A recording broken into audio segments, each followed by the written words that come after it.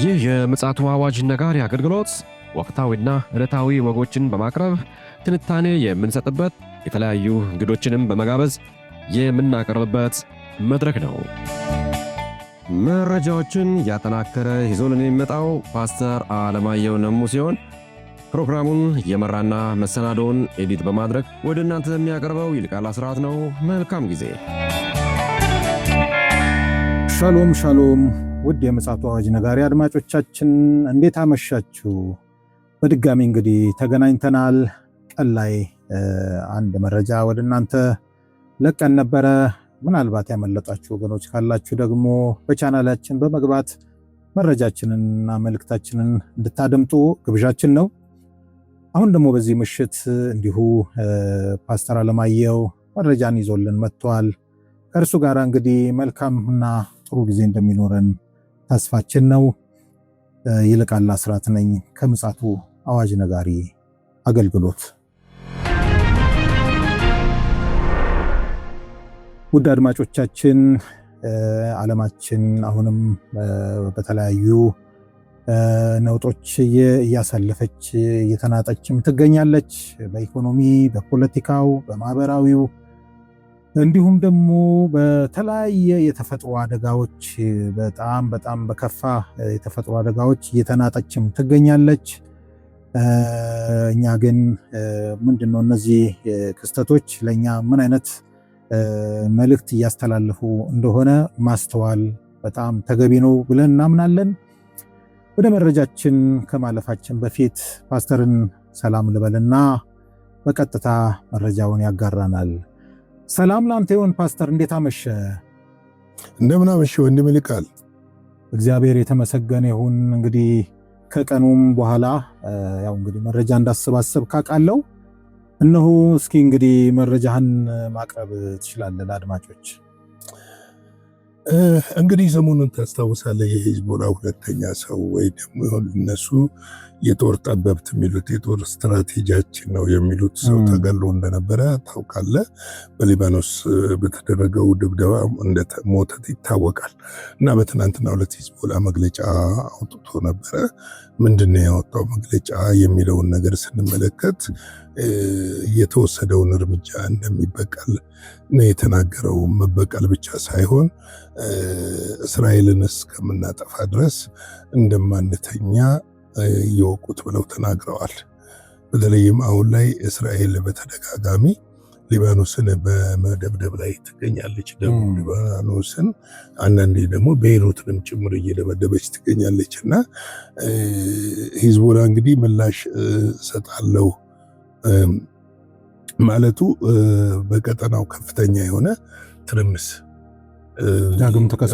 ዳግም ትርምስ ውስጥ እየተገባ ነው ያለው። መፈጠሩ እንግዲህ አይቀሬ እየሆነ እየመጣ ነው ያለው እና ምንድነው አሁን ላይ በተለይ ደግሞ የእስራኤል ጠቅላይ ሚኒስትር ሊባኖስ በኢራን ቁጥጥር ስር ነች ብለዋል። የሊባኖስን መንግስት የሚያስተዳድረውና የሚመራው የኢራን መንግስት ነው፣ ተወካይ ነው፣ መንግስት ነው፣ የኢራን መንግስት ነው ብለዋል። እንግዲህ የኢራን መንግስት በእርግጥ ሂዝቦላን እየደገፈ ነው ያለው። ሂዝቦላን እንደገና እያደራጀ እንዳለ ይታወቃል። ሂዝቦላን ብቻ ሳይሆን ሀውቲንም እያደራጀ እንደሆነ ይታወቃል። እንግዲህ ይሄ ቀጠና ምንድነው ፍጹም የሚረጋጋም ቀጠናም አይደለም። ሊረጋጋም የሚችልባቸው መንገዶች የሉም። ፖለቲካውም እጅግ ውስብስብ ነው ስልህ በኋላ ላይ እመጣለሁ። እነ ቱርክ የሚያነሱት ነገርም አለ በዚህ ቀጠና ላይ ማለት ነው። እና ጠቅላይ ሚኒስትር ናታንያሁ ሊባኖስ በኢራን ቁጥጥር ስር ነች የምትመራውም በኢራን ነው ማለትና ሂዝቦላ እስካለ ድረስ ሐማስ እንደማይጠፋና ትጥቅ እንደማይፈታ እወቁት ብለዋል። እንግዲህ ይህ ትስስሩ ቀጠናው ላይ ያለው ትስስር ከባድ መሆኑን የሚያመለክት ነው። በእርግጥ ያው ታውቃለህ የሰላም ስምምነቱ በጸጥታው ምክር ቤት ጸድቋል። ይጽደቅ እንጂ እስካሁን ገቢራዊ አልሆነም። ሊሆንም ገደል ሊከተው ነው። ገቢራዊ ሊሆን የሚችልበት መንገድ የለም። ምክንያቱም ሂዝቦላ ሙሉ ለሙሉ እንደማይቀበል አስታውቋል። ሙሉ ለሙሉ እንደማይቀበል አስታውቋል። እንደማይቀበል ማስታወቅ ብቻ አይደለም። ምንድነው ሂዝቦላ እያለ ያለው አሁን ላይ እኔ መምራት ማልችል ከሆነና ትጥቅ መፈታ ከሆነ ሐማስ ማለት ነው ሐማስ እና መምራት ማልችል ከሆነና ትጥቅ መፈታ ከሆነ የእስራኤል ህጋዊ መንግስት መመስረት አለበት የሚል ነው። ምንድነው የእስራኤል ህጋዊ መንግስት የሚለውን ኢየሩሳሌምን ምስራቅ ኢየሩሳሌምን ዋና ከተማው ያደረገ የእስራኤል የፍልስጤም መንግስት የፍልስጤም መንግስት መመስረት አለበት የሚል ነው እና የፍልስጤም መንግስት ደግሞ እንዲመሰረት አውሮፓውያኖች አውቶቃለ ድጋፍ ሰጥተዋል። ብዙ ሀገሮች ወደ 140 ሀገሮች ድጋፍ ሰጥተዋል እና ነገር ግን እስራኤል ኔታንያሁ ከዚህ ጋር አርገው አስታከው የተናገሩት ነገር አለ። ምንድነው የተናገሩት? እርማችሁን አውጡ ነው ያለው። ፍልስጤም የሚባል ሀገር ከዚህ በኋላ አይኖርም ሊኖርም አይችልም የሚል ነው እና እንደውም ይሄ ጉዳይ ምናልባትም ዶናልድ ትራምፕን ወደኋላ እንዲያፈገፍጉ ያደርጋቸው ይሆን እየተባለ ነው። ምክንያቱም እስካሁን ድረስ እስከዚህ ይሄ ዜና እስክንዘግብ ድረስ እስራኤል ሊባኖስንም ሆነ ጋዛን መደብደብ አላቆመችም እና ምናልባት ይሄ ስጋት እየተፈጠረ የሚሄድ ከሆነ ክፍተቱ እየሰፋ የሚሄድ ከሆነ ዳግም የሚቀሰቀሰው ጦርነት ማንም ሊሸመነግለው የማይችል ማንም ሊፈታው የማይችል ጦርነት ይሆናል ተብሎ ነው የተፈራው። እንግዲህ ከዚህ ጋር እንግዲህ በትናንትናው ዕለት ማለት ነው ደግሞ የቱርክ መንግስት አንድ መግለጫ አውጥቷል። እንግዲህ ቱርክን ታውቃለህ፣ እስራኤል በዚህ በቀጠናው ባለው ይሰማራል በተባለ ወታደራዊ ኃይል እንደማይሰማራ ተናግረዋል። ነገር ግን ቱርክ ለእስራኤል ማስጠንቀቂያ አይነት የመስጠትና በቀጠናው በምንም ጉዳይ እንዳትገባ ያለችውን እስራኤል እንዳትገባ ብላለች። በምንም ጉዳይ ቱርክ በቀጠናው በምንም ጉዳይ መግባት የለባትም ነው ያለችው። ነገር ግን የሚገርም ነው እኮ ስታደራድር ዝም ብላ ነው የነበረችው እስራኤል። መልስ አልሰጡም ኔታንያሁ። ከዶናልድ ትራምፕ ጋር እኮ ግብፅ አልሻርሃ ላይ ሻም አልሼክ ነው የሚባል ሻም አልሼክ ላይ ሲፈራረሙ ነበረ። የዶናልድ ትራምፕ ግብዣ ስለሆነ ነው። ግን አሁን ላይ በምንም ጉዳይ እንዲገቡ አንፈልግም የሚል ጉዳይ አንስተዋል። ለምንድን ነው ይህንን ያነሱት ብለን ስንመለከት ደግሞ አሁን ላይ ቱርክ በቀጠናው ያሉትን ወታደራዊ የበላይነትን ለመቆጣጠር መፈለግና በተለይም ደግሞ የሶሪያን መንግስት እያስታጠቀች መሆኑና ወታደራዊ ስልጠናዎችን ጭምር እየሰጠች እያደራጀች ስለሆነ ነው አንዱ። ሁለተኛው ለዓለም አቀፉ ማህበረሰብ ቱርክ አንድ ነገር አቅርባለች። እስራኤል ከጠባጫሪነት ተቆጥባ በአስቸኳይ የደቡብ ሶሪያን ግዛት ለቃ መውጣት አለባት የሚል ነገር አንስተዋል። ይሄ ቀላል ነገር አይደለም። አሁን በቀደም እንግዲህ ታስታውስ ከሆነ ኔታንያሁ ደቡብ ሶሪያን ጎብኝተዋል። የዱርዝ ማህበረሰብን ጎብኝተዋል። እዛ ያላቸውን ወታደራዊውንና ቀጠናውን ጎብኝተዋል። ያውም ደማቅ አቀባበል ነው ተደረገው። እና ይሄንን ነገር እንዴት ነው የሚለው ነገር ስንመለከት አንድ አሁን ቱርክ ያገባኛል የምትልበትን ነገር እናንሳ። እንግዲህ የመጀመሪያው የዚህ ቀጠና የኦቶማን ቱርኮች ናቸው ቅኝ ገዢ የነበሩት። ልክ ነው። እንደውም በዓመተ ምሕረቱ በትክክል ላላቀው ይችላለሁ። በፈረንጆቹ 1948 ነው እስራኤል ተመሰረተ። ከዛ ፊት ከ20 ቤቶች ውስጥ ይመስለኛል የጽዮናዊነት 1890ዎች ውስጥ ቴዎዶር ሄርዜል የሚባል ቴዎዶር ሄርዜል ልክ አመጣው እና እሱ ባደራጀው እንትን ወደ ፍልስጤም ገብተን መሬት ይሰጠንና እኛ ቱርክ ያለባትን ዕዳ በሙሉ እንከፍልላችኋለን፣ ነገር ግን እናንተ ደግሞ ፍልስጤም ውስጥ ቴልአቪቭ፣ ኢየሩሳሌም አሁን ያሉትን እሱም መሬት ስጡን የሚል ጥያቄ አቅርበው ነበረ። በጊዜው ራሱ እኮ የሚገርም ተቀባይነት አላገኝም ነበር። የሚገርም ራሱ በአይሁዳውያን ማለት ነው የጽዮናውያን ማህበርን ሲመሰርት ብዙም ተቀባይነትን አላገኝም ነበር። እንደውም እሱ ወደ ተስፋይቱ ምድር እንሄድ ነው የሱ አጀንዳ የነበረው። አሁን መሰለ እሱ ከትንቢቱ ከዳንኤል ትንቢት ፍጻሜ አንጻር ነው፣ ጊዜው ስላልሆነ ነው። ከዛ ተነስተው ነው እንግዲህ ምንም አይደለም ከ60 ወይ ከ50 ምናምን ዓመት በኋላ ጉዳዩ ተሳክቷል። እየገዙ ከቱርክ ከምንም እየገዙ በተናጠል እየገዙ በኋላ በእንግሊዝ ስትወጣ ይህንን ሁለቱንም እንትን ብላ ወጣለች።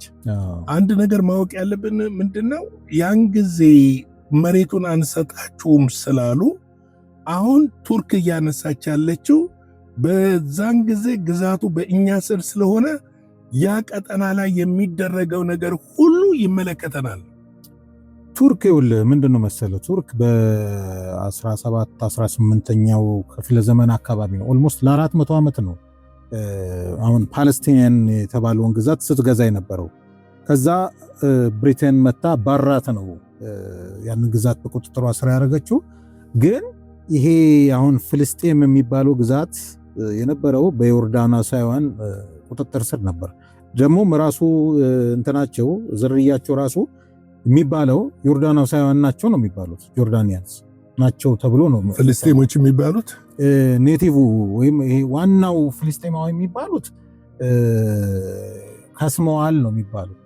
እንግዲህ ታሪክ ይህንን ጎግል ላይ ሰዎች መመርመር ይችላሉ። የሚባለው ይሄ ነው። ኔቲቭ ነባሩ የተባለው ፍልስጤማዊ የለም። ዮርዳን ራሱ እንትኑ በዮርዳኖስ ነው አይደለም የሚተዳደረው መስጊዱ። አሁን ላይ መስጊድ በዮርዳኖስ ነው የሚታሰብ። ግን ምንድነው አሁን ይሄንን ዓለም አቀፍ ጫና እያደረገች ነው ያለችው አሁን ቱርክ በተለይ በሶሪያ ከደቡብ ሶሪያ እስራኤል እንድትወጣና በማንኛውም ነገር ላይ የቱርክ ቴንሽን ምንድነው መሰለ የቱርክ ቴንሽን መቅደሱ ይሰራል የሚል ትልቁ ፍርሃቷ መቅደሱ ይሰራል እኔ የገነባሁት የዛሬ 1000 ምናምን ዓመት ወይ ደግሞ 700 ዓመት የገነባሁት መስጊድ ሊፈርስብኝ የሚል ስጋት ነው።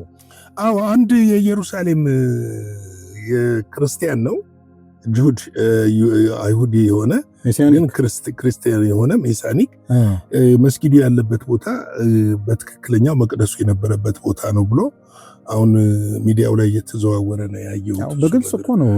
እና ምንድነው አሁን ትልቁ ርብርብ ሴጣን በሁለቱ መካከል የሃይማኖትም ይሁን የምን ግጭት ፈጥሮ ሐሰተኛው ክርስቶስ ሽማግሌ ሆኖ ገብቶ መቅደሱን አስገንብቶ መንገስ ነው የሚፈልገው።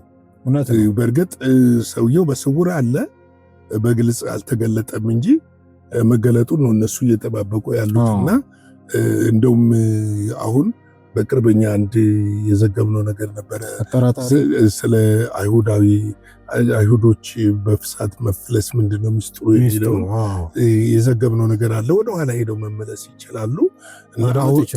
አሁን ላይ ምንድነው ከፍተኛ ምክክርና ውይይት ብቻ ሳይሆን ጥልቅ የሆነ የብሉይ ኪዳንን እየመረመሩ ከአባቶቻቸው ጊዜ ጀምሮ እነዚህ አዲስ ለተሾሙት ካህናቶች ጥልቅ የሆነ ስልጠና እየተሰጠ ያለበት ጊዜ ላይና ወቅት ላይ ነው ያሉት። እንግዲህ ወገኖች ይህንን ይመስላል። መካከለኛው ምስራቅ ያለው ነገር ከጊዜ ወደ ጊዜ እየተባባሰ ነው። በረደ ስንል ሰላም ነው ሲባል ሰላም አይሆንም። ያ እንግዲህ እናንተ በደንብ መጽሐፍን እንድትመረምሩ የዳንኤልን መጽሐፍ የሕዝቅኤልን መጽሐፍ እንድትመረምሩ እንዲሁም ደግሞ ማቴዎስ ላይ ሉቃስ ላይ እና ማርቆስ ላይ ጌታ ኢየሱስ ክርስቶስ በምድር በነበረበት ጊዜ ስለ መጨረሻው ዘመን የተናገረውን ነገር በደንብ እንድትመረምሩ በጌታ ፍቅር እንጠይቃችኋለን። የጌታ ጸጋ ሰላም ከእናንተ ጋር ይሁን። እንግዲህ አገልግሎታችንን ላይክ፣ ሼር፣ ሰብስክራይብ በማድረግ በገንዘባችሁ በመደገፍ ከጎናችሁን ቁሙ። በጌታ በኢየሱስ ክርስቶስ ስም ጸጋ ሰላም ይብዛላችሁ። ሻሎም። እግዚአብሔር አብስቶ ይባርክ። ፓስተር ለዚህ ለሐሙስ ምሽት ይዛልን የመጣው መረጃ እጅግ በጣም ጠቃሚ ሆኖ አግኝቼዋለሁ። አድማጮችም የተጠቀሙበት እንደሆነ አምናለሁ። ያው መጨረሻ ላይ ያስቀመጥከውን ነገር እኔም አጽንኦት ሰጥቼ መደምደም ፈልጋለሁ። መመርመር የሚለው ነገር በጣም ወሳኝ ነው። እንግዲህ ሐዋርያው ጳውሎስ ለጢሞቴዎስ የሚያስጨንቅ ዘመን እንዲመጣ እወቅ ሲል ማወቅ ያለበትን ነገር እንዲያውቅ እንዲመረምርም ጭምርም ስለሆነ እኛም ይህን ነገር እየመረመርን ወደ እናንተ እያመጣን ነው። እናንተም ደግሞ ባለው በተመቻቸ ሁኔታ ውስጥ ስላለን መመርመር ግዴታችን ነው። ለሌሎችም ማሳወቅም እንዲሁ የውዴታ ግዴታችን ስለሆነ ይህንን ማሳሰብ እንወዳለን። ውድ የምፅዓቱ አዋጅ ነጋሪ አድማጮቻችን ለዛሬ ሐሙስ ምሽት ይዘን የመጣ ነው መልእክትና መረጃ ይህንን ይመስላል። የእግዚአብሔር ፈቃድ ከሆነ ደግሞ በነገው ዕለት ደግሞ እንደዚሁ አዳዲስ የሆኑ መረጃዎችን ወደ እናንተ ማምጣት እንቀጥላለን። እስከዚያው ድረስ የእናንተ ጸሎት፣ የእናንተ አስተያየት እጅጉን ስለሚያስፈልገን በዚህ እንድትቀጥሉ እናበረታታለን። መልካም ጊዜ ሆነላችሁ። ሻሎም። ለዛሬ ይዘን የመጣነው ወቅታዊ መረጃ ይህንን ይመስል ነበረ። በሌላ ጊዜ በሌላ መሰናዶ እስከምንገናኝ ሰላም ለእናንተ ይሁን።